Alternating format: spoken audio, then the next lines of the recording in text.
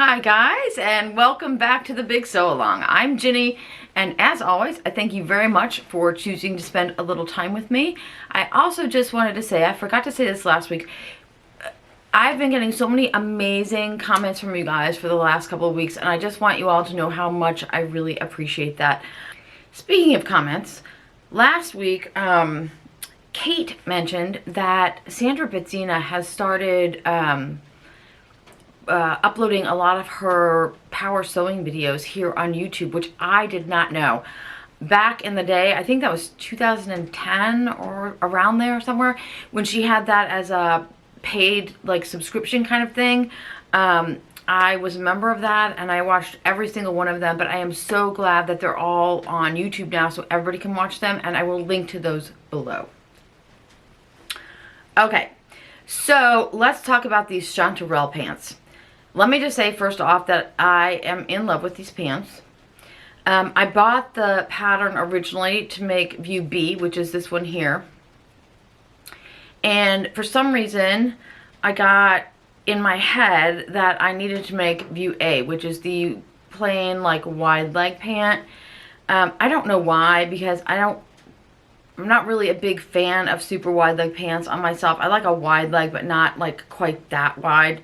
So I'm not sure why I fell down that rabbit hole, but I did. And then I showed you last week that weirdo like little V, what's it called, wrinkle that I had in the back. So I'm going to show you really quickly here what I did that created that V, and also how I fixed it. So this is my pattern piece from view A that I did a muslin for last week that I showed you guys. And you can see that I had that weird little V sort of notch at the lower back right here. So I'll tell you what I did. I could tell from putting my other pattern on here that this was not going to be enough room for my body to sit. Like, this is plenty of room to cover my body. This was not enough room for my body to sit. So you have two options. I could add about 1.5 inches to the inner thigh, but since this pant is so pretty full, I thought I would just do this curve out here. I would trace my curve that I liked, which is this one. I'd match up my crotch points and just trace this out, right? Which is what I did.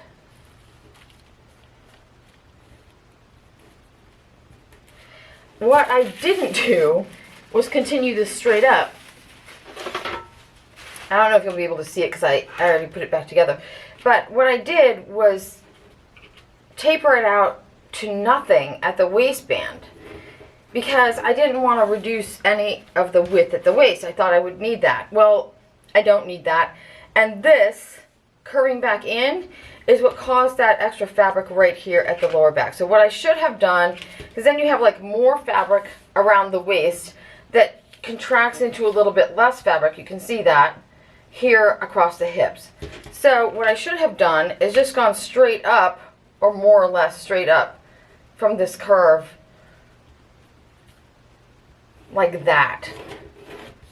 And then that would have given me more room for my body, and it would have not created that weirdo lump here at that weirdo wrinkle at the lower back.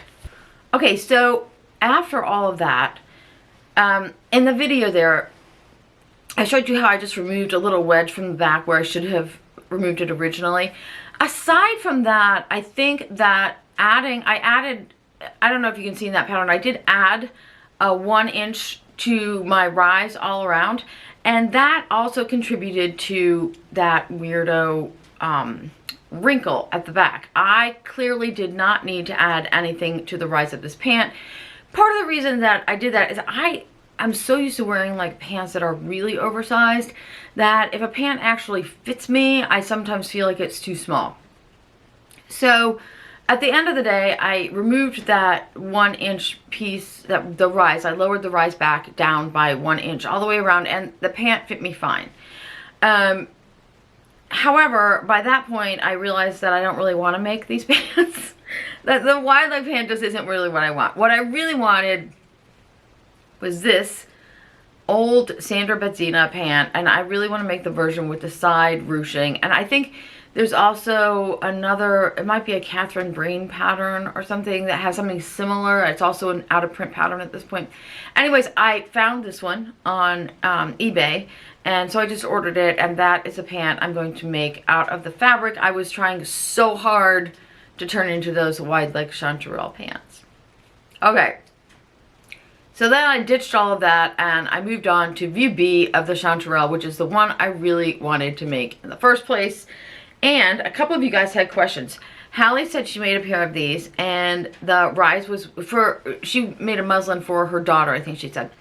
And the back was a bad fit, and also the rise was just way too short. So I did raise the rise in these. I made a size 12, by the way, in the first pair and also in this pair. I made a size 12, and I raised the rise by 1 inch. And I am going to show you really quickly in this little clip how I did that. Okay, so before we can alter the crotch length on our pants, we need to establish what we want our crotch length to be. So this is a pair of pants. This is the Sew House 7 free range slacks. And this pant has already been altered to fit me the way I like it. So over here, I hope you'll be able to see, I've marked my seam allowances out at the bottom of the crotch and at the inner leg. And I have also measured it out right here at the waistband. So our crotch length is between those two lines. The easiest way to do that, for me anyway, is to use a L ruler or a square ruler. Put your ruler right at the crotch point for one side, make sure it's straight, and measure straight up from there to where your waistband is. Now this does not have a grown-on waistband, and it also does not have an added waistband. It just has, well, I guess it's sort of a hybrid. It has just a facing that gets sewn on. So this seam allowance is the top of the waistband, okay? And on this pant, it looks like it's exactly 14 inches. That is a good way to measure from a pattern that you already have. Now, for the pattern that we want to use, so I've already measured this, and I know I need to add 1 inch. This is just the back piece. You can also, if you need to do this to the front piece, you'll do it exactly the same way. You can also add just to the back piece, which is what I'm going to do. So for this, I've measured out a 1 inch wide strip. And you can see where I've cut this. I usually cut just somewhere near the notches. My notches are almost cut off here because I did the crotch curve alteration already. But what I do is now I'm going to open that up where I've cut it. Now I'm not making an alteration to the front. If I was making the same alteration to the front, I would put this straight across and match it up so that it's even on, so the side seam will match the side seam of the front. On this one, I didn't do any alterations on the front, so I am going to tape this down right here.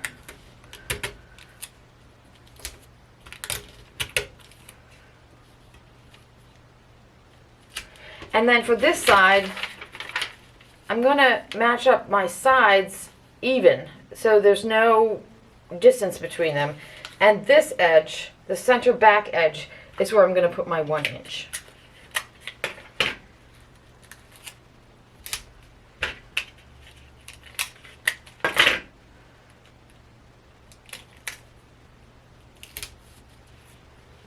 And then you're just going to trim this off so it's nice and even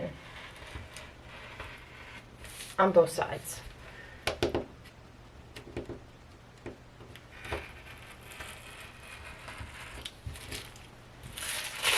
And that's how you raise your rise. Now you can obviously, if you needed to shorten the rise, you would do the same thing. Pick someplace in between the top and the beginning of the curve and cut straight across and use that as your lengthen or shorten line.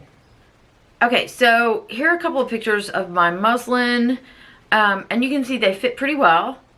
Again, I feel like they just felt like a little small, and again, I think that's because I'm just used to wearing my pants much bigger.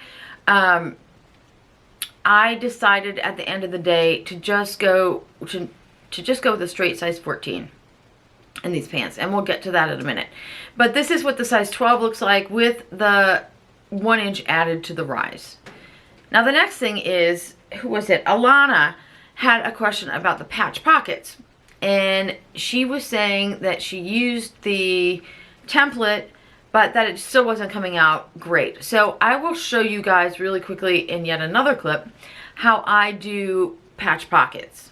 So this is our patch pocket, and they very kindly give you a template for pressing. So you just put it on here and press the edge over it. I don't like to do that just because I feel like the templates move around, and I've always had better success with this. So this is the way I do it. You can see I basted all along the outer edge that needs to get folded under, and I'm going to pull up my basting stitches a little bit. I'm going to make sure that all of that ease gets pushed down here to where the curve is.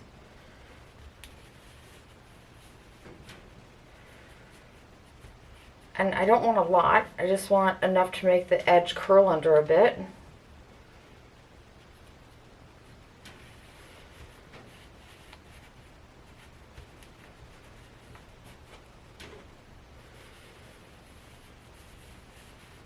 That is pretty good. That's really all you need, just enough to make it curl towards the inside. Now I'm going to go over to my iron, and I'm going to fold this up right on that basting line and press it down all the way around. When you get to this, you'll see it's going to fold over pretty nicely, and you're going to get as close to that basting line as you can all the way around.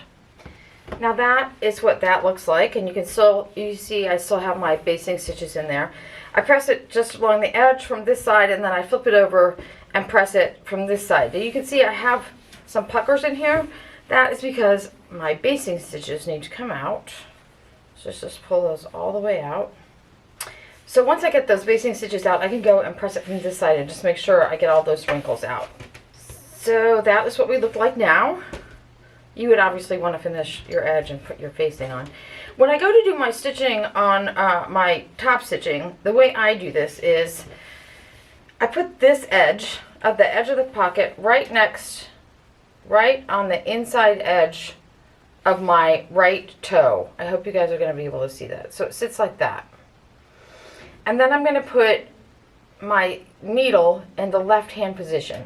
And I'm just going to keep this edge right along the inner edge of my right hand toe.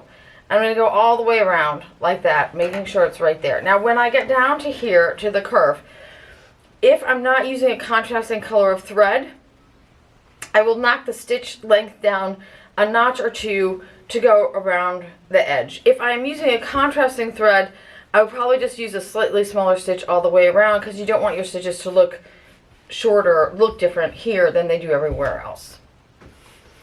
And there you go, that's how that looks. Okay, so I apologize, something was a little off with my camera, so the pictures in the last two clips look a little bit grainy, and I apologize for that. I hope that that's helpful to you guys. That is the way I do all of my patch pockets always. So now these are the pants that I have now. What I ended up doing, I can't remember if I said this already, I ended up making a size 14. So I didn't need to raise the rise in mine at all. I just made a size bigger. I am really, really happy with these pants. I love these pants. I will definitely be making them again. I wanted to say the muslin that you see there, the first one I made, was from fabric that was given to me by one of our viewers. Kathy gave me this fabric, gosh, maybe a month or 6 weeks ago. She also lives in the Detroit suburbs, so we met up and had a cup of coffee, which was really, really nice. And she gave me like a ton of fabric that were just not, the fabrics that were just not in her colorways that she inherited from her mom. Now, most of those fabrics are amazing, and I have plans for almost all of them. There were a couple of pieces that were just not my thing. This piece here was a polyester twill. I was really hoping that it would work out in these pants, but I kind of messed up the size and stuff, so. But anyways, I just wanted to say publicly, thank you, Kathy, very, very much for all of those fabrics. I am super excited to get working on those. Okay, the other thing I want to tell you guys, I have a couple of announcements. If you are still having trouble with not just these pants, but any pants, I noticed that just last week, So Liberated posted a new online class for pant fitting. And I'm going to link that for you guys down below. I haven't taken it yet. It's brand new, but it does look really interesting. I have taken one of Meg's other online classes, and I thought it was really, really good. So I'm going to link that to anybody who feels like they might need a little extra pant help.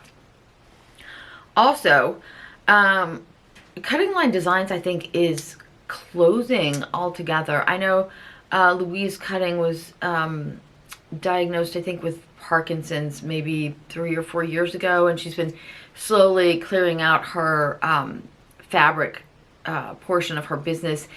Just so you guys know, I have been on her website recently. She still has a ton of fabrics, and all of her patterns are now marked down as well. So if you're looking to get any of those, like, now's the time. She still has plenty of fabrics, and her fabrics, I've purchased fabric from her before, and they've always been amazing. So definitely check those out.